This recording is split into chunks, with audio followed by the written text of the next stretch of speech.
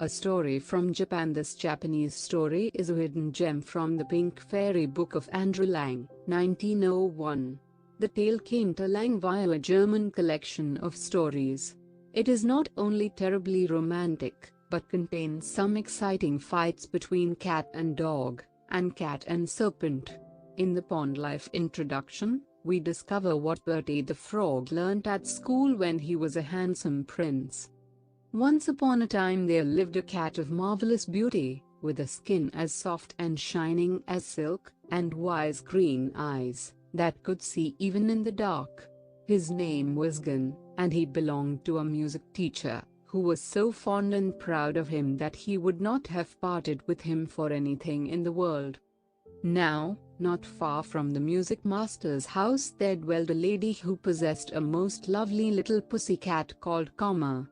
She was such a little dear altogether, who blinked her eyes so daintily, and ate her supper so tidily, and when she had finished, she licked her pink nose so delicately with her little tongue, that her mistress was never tired of saying, "Comma, comma, what should I do without you?" Well, it happened one day that these two went out for an evening stroll, met under a cherry tree, and in one moment fell madly in love with each other. Gun had long felt that it was time for him to find a wife, for all the ladies in the neighborhood paid him so much attention that it made him quite shy. But he was not easy to please, and did not care about any of them. Now, before he had time to think, Cupid had entangled him in his net, and he was filled with love towards Comma. She fully returned his passion, but, like a woman, she saw the difficulties in the way, and consulted sadly with Gun as to the means of overcoming them. Gun entreated his master to set matters right by buying Comma, but her mistress would not part from her.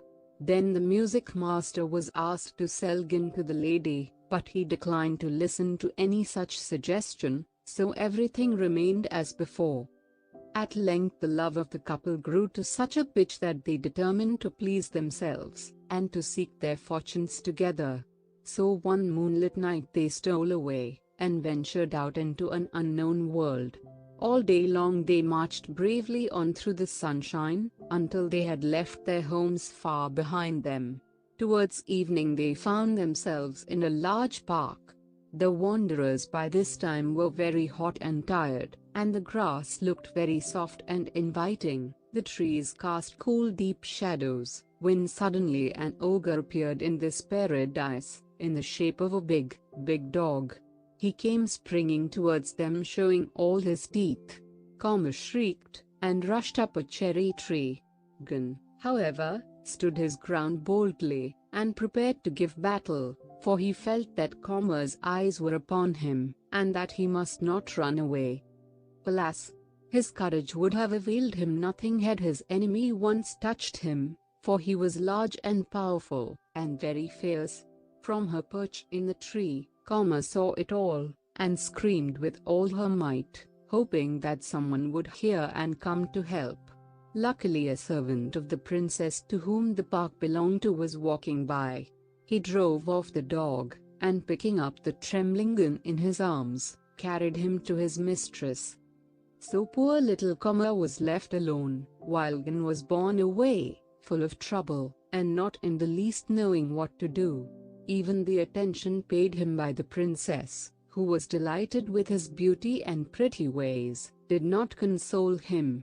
There was no use in fighting against fate, and he could only wait and see what would turn up.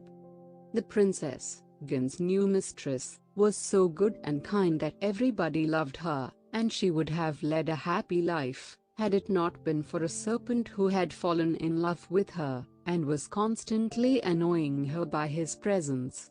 Her servants had orders to drive him away as often as he appeared, but as they were careless, and the serpent very sly, it sometimes happened that he was able to slip past them, and frighten the princess by appearing before her.